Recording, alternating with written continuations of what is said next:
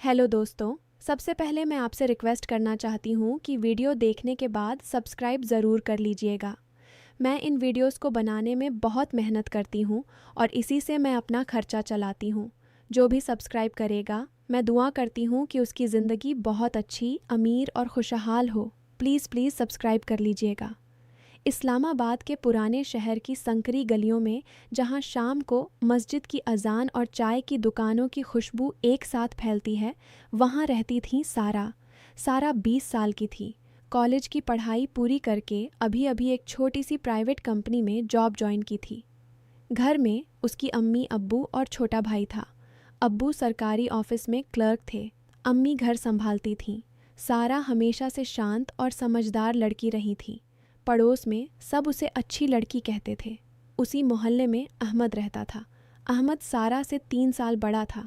वह इंजीनियरिंग की पढ़ाई करके अब एक सॉफ्टवेयर कंपनी में काम करता था। दोनों बचपन से एक ही स्कूल में पढ़े थे, लेकिन कभी खास बात नहीं हुई थी। बस कभी कभी गली में मिलते तो मुस्कुराकर सलाम कर लेते। अहमद हमेशा सारा को सम्मान की नज़र से देखता था। उसे सारा की पढ़ाई की लगन और उसकी हल्की हल्की मुस्कान बहुत पसंद थी। एक दिन कंपनी के काम से सारा को लाहौर जाना पड़ा। ट्रेन में सीट नहीं मिली तो वह बस से गई। बस में भीड़ थी। अहमद भी उसी बस में था, क्योंकि उसे भी ऑफिस का कुछ काम था। दोनों को एक दूसरे को देखकर थोड़ा अजीब सा लगा, लेकिन बस में जगह कम थी तो दोनों बगल में ही बैठ गए। सफ़र लंबा था। शुरू शुरू में बातें सिर्फ कैसी हो तक रहीं, फिर धीरे धीरे बातें बढ़ीं। अहमद ने बताया कि वह अपनी अम्मी के इलाज के लिए पैसे जमा कर रहा है। उसकी अम्मी को किडनी की प्रॉब्लम थी। सारा ने भी अपनी जॉब की छोटी छोटी बातें शेयर की। कैसे वह घर वालों को खुश रखने के लिए हर महीने अपना सारा सैलरी का बड़ा हिस्सा देती है। दोनों को एक दूसरे की जिम्मेदारियों का एहसास हुआ। लाहौर पहुंचकर दोनों अलग अलग हो गए, लेकिन मोबाइल नंबर एक्सचेंज हो गया। वापसी में फिर मिले। इस बार बातें और गहरी हो गईं। सारा को अहमद की बातों में एक तरह की शांति मिलती थी। अहमद को सारा की समझ और उसके हंसने का तरीका बहुत अच्छा लगता था। धीरे धीरे मैसेजेस बढ़ने लगे। सुबह अस्सलाम अलैकुम से शुरू होकर रात को अल्लाह हाफिज़ तक। कभी कभी सारा कोई अच्छा कुरान की आयत शेयर करती, अहमद कोई मोटिवेशनल स्टोरी। दोनों के बीच एक साफ सुथरा, सम्मान वाला रिश्ता बनने लगा। सारा को लगता कि अहमद उसकी बातों को समझता है, उसकी परेशानियों को। अहमद को लगता कि सारा जैसी लड़की मिलना किस्मत है। एक शाम दोनों पार्क में मिले, बस चाय पीने के लिए। सारा ने हल्के से कहा, अहमद, तुम्हारी अम्मी का इलाज कब हो रहा है? अहमद ने सिर झुकाकर बताया कि ऑपरेशन के लिए अभी भी 10 लाख की कमी है। सारा ने चुपचाप सुना। उसके मन में कुछ हलचल हुई। वह खुद भी अपनी अम्मी के लिए कुछ करना चाहती थी। दोनों वहाँ काफ़ी देर तक बैठे रहे। सारा ने अहमद का हाथ पकड़कर हल्के से कहा, अल्लाह पर भरोसा रखो, सब ठीक हो जाएगा। उस पल दोनों की आंखें मिलीं। सारा को अपना दिल तेज़ धड़कता महसूस हुआ। अहमद ने भी कुछ नहीं कहा, बस मुस्कुरा दिया। फिर एक दिन सारा की कंपनी में एक प्रोजेक्ट आया, जिसमें अहमद की कंपनी भी पार्टनर थी। दोनों को एक साथ काम करना पड़ा। ऑफिस के बाद कभी कभी साथ वापस आते। एक दिन बारिश हो गई। दोनों भीग गए। अहमद ने अपनी जैकेट सारा को दे दी। सारा ने उसे पहन लिया। उस वक्त सारा को अहमद की खुशबू आई। घर पहुंचकर सारा ने जैकेट उतारी तो मन में एक अजीब सी उदासी आई। वह सोचने लगी कि अगर यह रिश्ता आगे बढ़ा तो घर वाले क्या कहेंगे। अहमद का परिवार मध्यम वर्ग का था, लेकिन सारा के अब्बू बहुत सख्त थे। वे कहते थे, लड़की की शादी घर वालों की मर्जी से ही होगी। धीरे धीरे मोहल्ले में अफवाहें उड़ने लगीं। किसी ने देख लिया था दोनों को पार्क में, किसी ने बस में साथ बैठे देखा। शुरू में छोटी छोटी बातें, फिर सारा और अहमद रोज़ मिलते हैं बन गई। एक पड़ोसी की बेटी ने फेसबुक पर एक पुरानी फ़ोटो एडिट करके डाल दी, जिसमें दोनों साथ दिख रहे थे।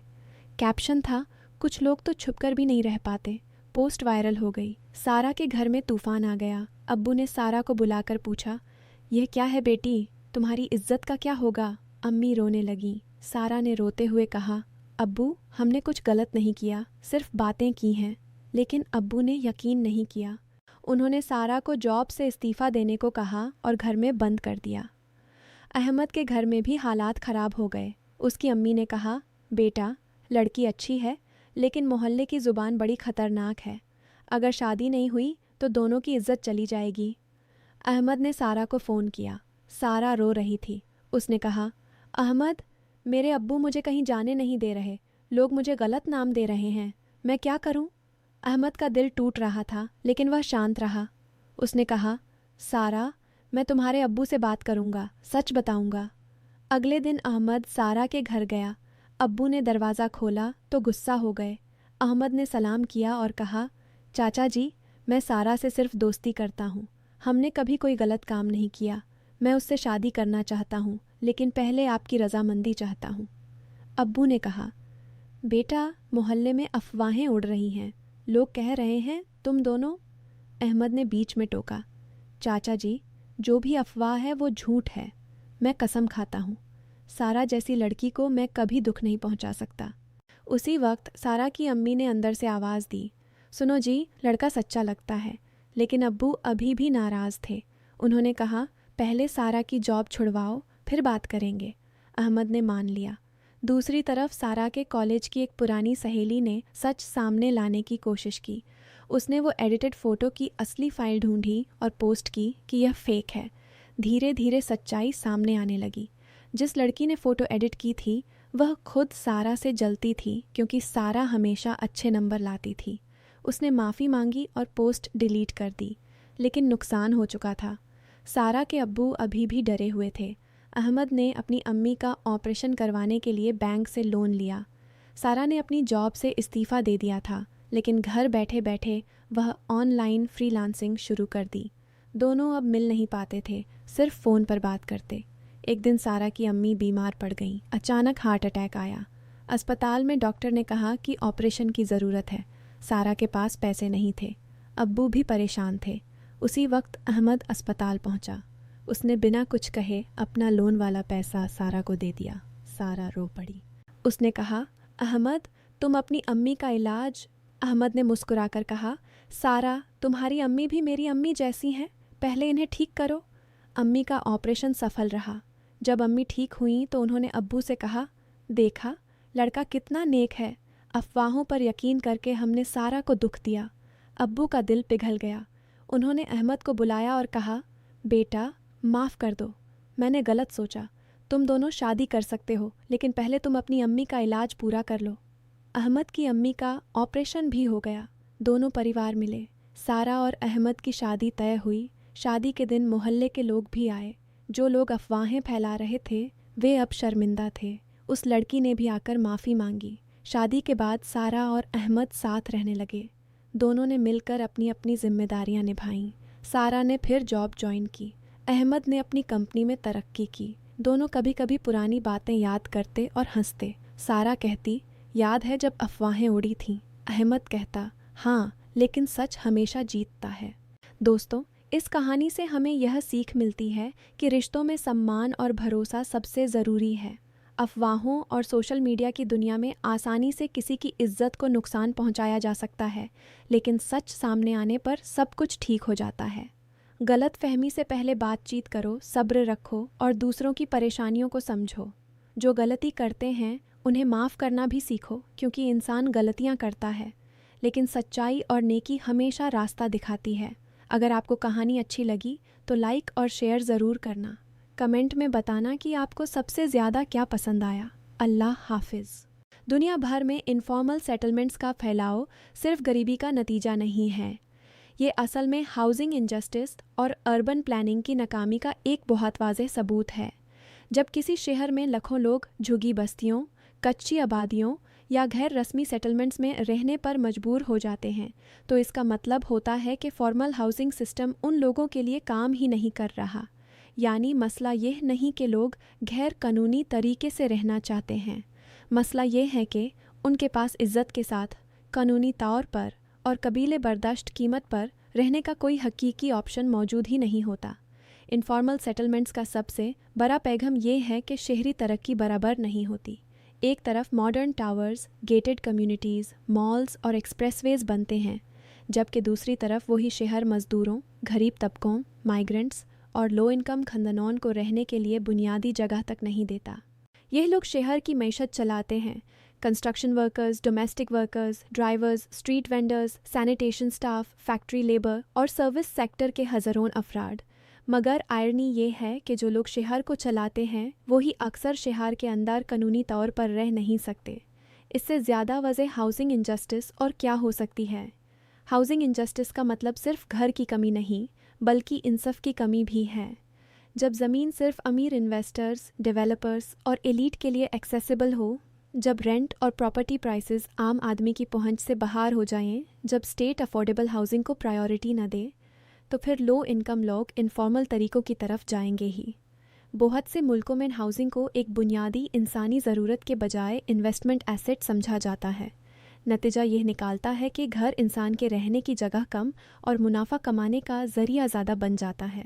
जब हाउसिंग मार्केट प्रॉफिट के लिए डिज़ाइन हो और इंसानी ज़रूरत के लिए नहीं, तो इनफॉर्मल सेटलमेंट्स का उभरना करीबन लाजमी हो जाता है। अर्बन प्लानिंग की नाकामी भी इस सूरत हाल में मरकज़ी किरदार अदा करती है। बहुत से प्लानर्स और पॉलिसी मेकर्स शहर को मैप्स, जोन्स और मास्टर प्लान्स के ज़रिए देखते हैं, लेकिन वो उन लोगों की ज़िंदगी को नहीं समझते जो रोज़ाना शहर को अपनी मेहनत से ज़िंदा रखते हैं।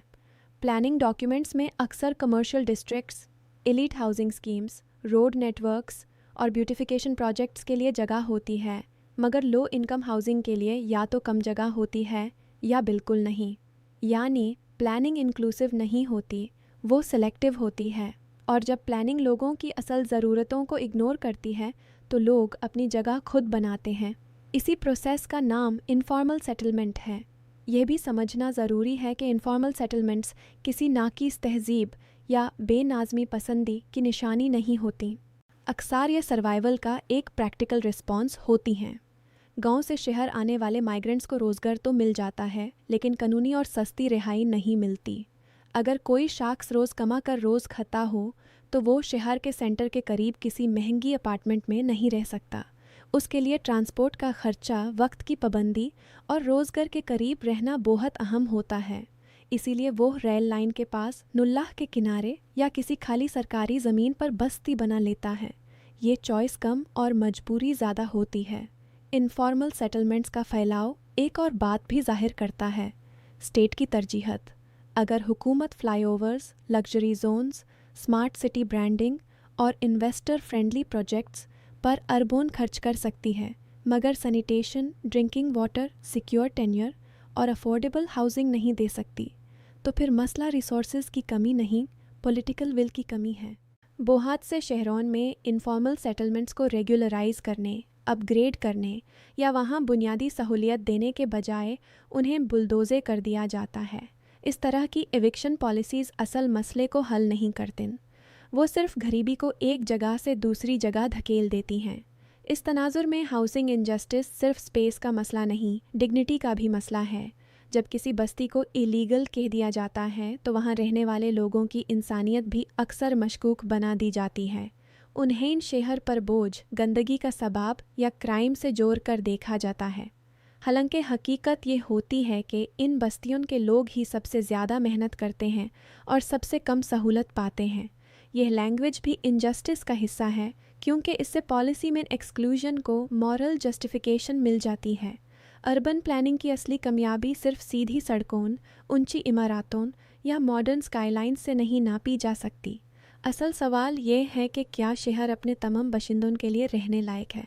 क्या उसमें domestic worker, street vendor, driver, teacher, nurse और फैक्ट्री वर्कर के लिए भी इज़्ज़त के साथ जगह है?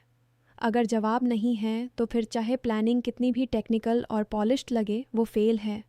इनफॉर्मल सेटलमेंट्स इसी फेलियर का ज़िंदा सबूत हैं, क्योंकि वो बताती हैं कि ऑफिशियल सिस्टम ने कितने लोगों को अपने दायरे से बाहर कर दिया। लेकिन इस मसले का हल सिर्फ डिमोलिशन या डिस्प्लेसमेंट नहीं हो सकता। दुनिया के मुख्तालिफ तजुर्बे ये बताते हैं कि जब इनफॉर्मल सेटलमेंट्स को एनिमी के बजाय रियलिटी के तौर पर एक्सेप्ट किया जाता है, तब बेहतर सॉल्यूशंस निकालते हैं। In situ upgrading, secure tenure, community participation, public transport के करीब अफोर्डेबल हाउसिंग, रेंट कंट्रोल और इंक्लूसिव लैंड पॉलिसी ज़्यादा मौसर तरीके हैं। यानी लोगों को मिटा देना हल नहीं, उनके साथ मिलकर शहर को बेहतर बनाना हल है। आखिर में ये कहना बिल्कुल दुरुस्त होगा कि दुनिया भर में इनफॉर्मल सेटलमेंट्स का फैलाव हाउसिंग इनजस्टिस और अर्बन प्लानिंग की नाकामी का बहुत ही वाज़ेह, ताकतवर और नाकाबिले इनकार सबूत है। ये सेटलमेंट्स हमें ये याद दिलाती हैं कि शहर सिर्फ कंक्रीट, कैपिटल और कॉमर्स का नाम नहीं, शहर इंसानों का होता है। और जब शहर अपने सबसे कमज़ोर बाशिंदों को जगह देने में नाकाम हो जाए तो फिर उसकी तरक्की अधूरी, नाइंसाफ़ और गैर इंसानी बन जाती है। इनफॉर्मल सेटलमेंट्स को सिर्फ प्रॉब्लम समझने के बजाय उन्हें एक वार्निंग साइन के तौर पर देखना चाहिए।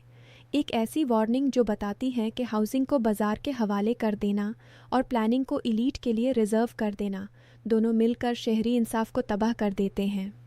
जब तक शहरी पॉलिसी का मरकज़ इंसान, इंसाफ और अफोर्डेबिलिटी नहीं बनता, तब तक इनफॉर्मल सेटलमेंट्स दुनिया के शहरों में उभरती रहेंगी और हर नई बस्ती सिस्टम की एक नई नाकामी का ऐलान करती रहेगी।